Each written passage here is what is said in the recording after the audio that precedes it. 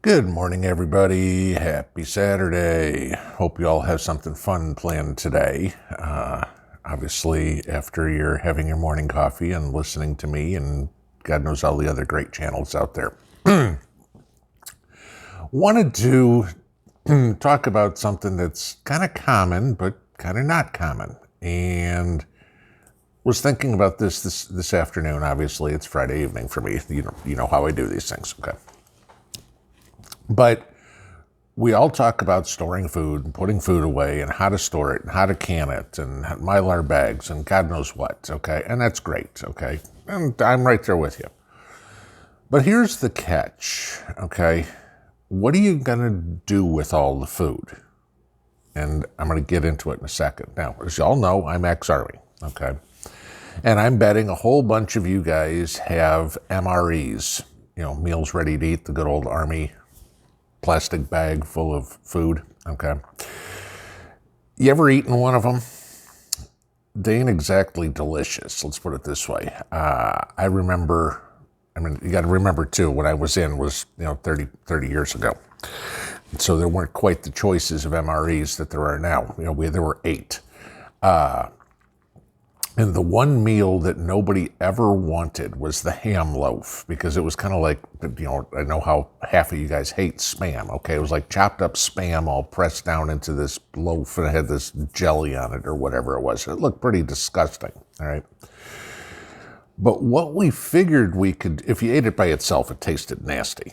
But it came with a package of cheese and crackers, okay? Little squeezed cheese, little, again, aluminum foil package, like you think a ketchup package or a mustard package or something, had cheese in it, and a pack of crackers. I said have cheese and crackers.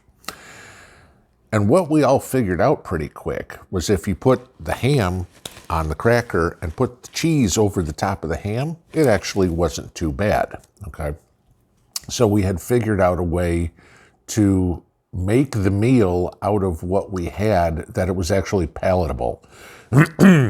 So, that's something you got to do. Go look in your pantry, and, you probably have God knows how many pounds of macaroni, God knows how many pounds of spaghetti, and, and flour and everything. And stand there and look for a minute and go, what can I make out of this? Now, I get it. In an SHTF situation, we're all going to be eating a lot of stews and soups, okay? That's going to stretch food. But you can't necessarily go into the pantry and go, I'm going to grab a can of this, and I'm going to grab a can of this, and I'm going to grab a can of this, and throw it all in a pot, and maybe it's delicious, and maybe it's disgusting, okay? And if it's disgusting and nobody wants to eat it, you've just wasted 3 or 4 cans of food. And, I know we'll all tell the kids, I don't care if you don't like it, eat what's on your plate, like we all grew up like, okay? So at least you want to try to figure out how to make something that's edible, okay? Tasty would be good, but edible is a good start. So Mrs. Pinball got this for me last Christmas, okay? It is the Prepper's Cookbook.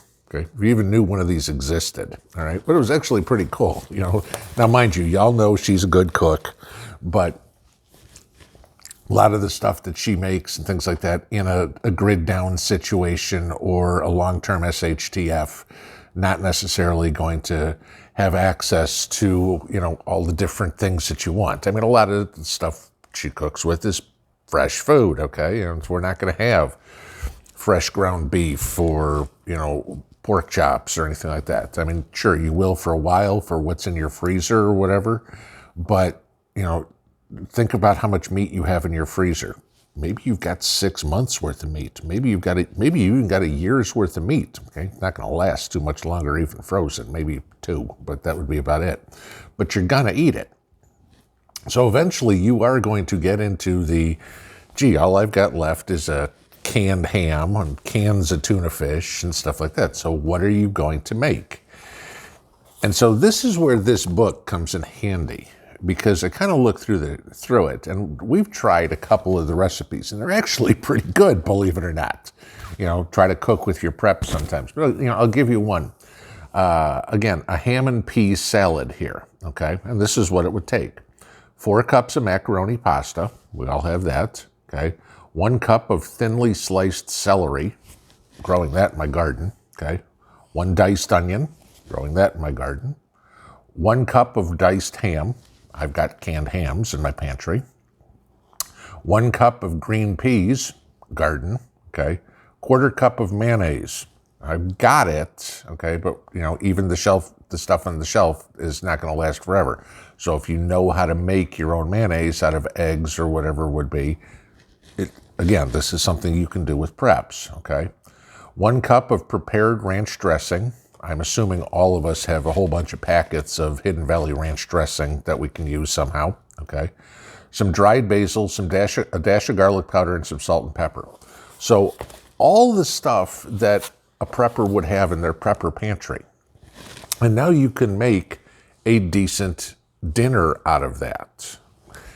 So what I suggest everybody to do, and again, we all eat differently. So, some of us love Spam.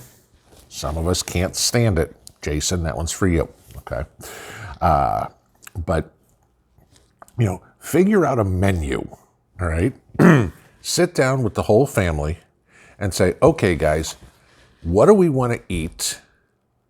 And figure out breakfast, lunch, dinner. And, you can't say I'm going to have bacon and eggs every day for breakfast. It doesn't work that way. You're going to get sick of it, okay?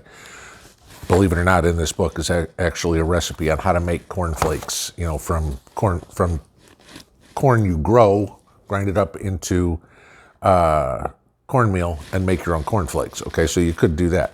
Milk, cow, goat, whatever it would be. So you figure you're going to have oatmeal, or you're going to have a fruit bowl for breakfast, or whatever it is. So figure out the different things that you're going to need.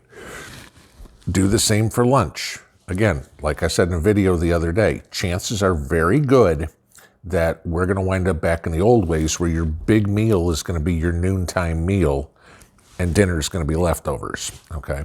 So figure out what your dinner is going to be, your big meal, and maybe what your supper snack is going to be. Again, bologna sandwiches or whatever is not a good idea, because unless you know how to make your own bologna, I'm assuming everybody can make their own bread, not going to happen that way. So, Spam sandwiches, okay, if you're going to do it that way, go for it.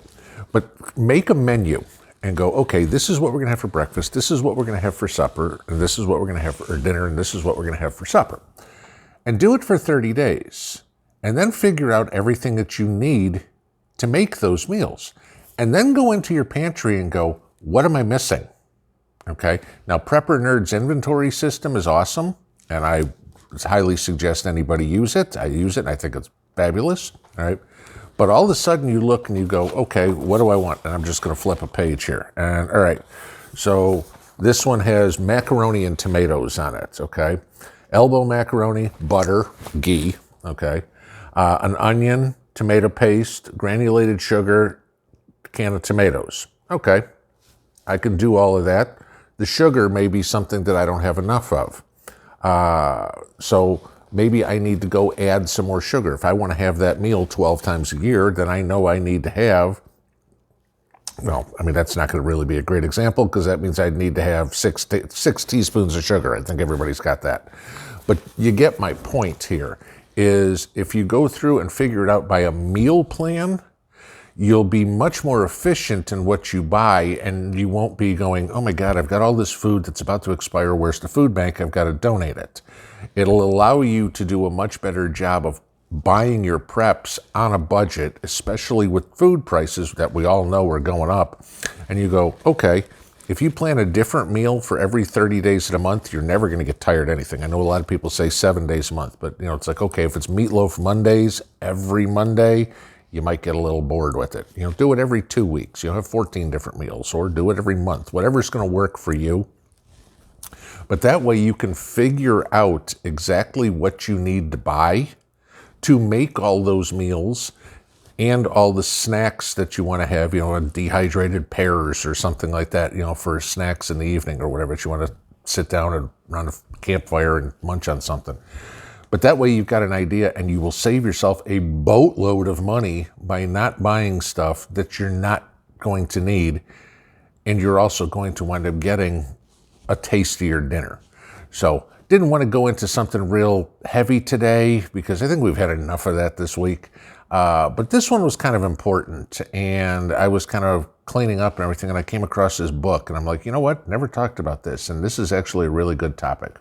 So, at least my opinion of it. But just an idea, guys. I got the book for Christmas. I think she got it on Amazon. On the back of the book, it says it's $16.95, whether it's still there or not. But there's supposedly 300 recipes to turn your emergency food into nutritious, delicious, life-saving meals. And like I said, we've tried a couple of them, and they're pretty good. So, simple one today, guys. Have a great Saturday. Go out, have some fun. Enjoy some warm weather. If you've got some, go play in the garden. Go dig some dirt. Go look at tulips or whatever it is. Don't stress all day today, all right? Please take a little bit of time and smell the roses, because you got to enjoy life today, because we ain't promised it tomorrow. So that's what I got for Saturday morning. Pinball out.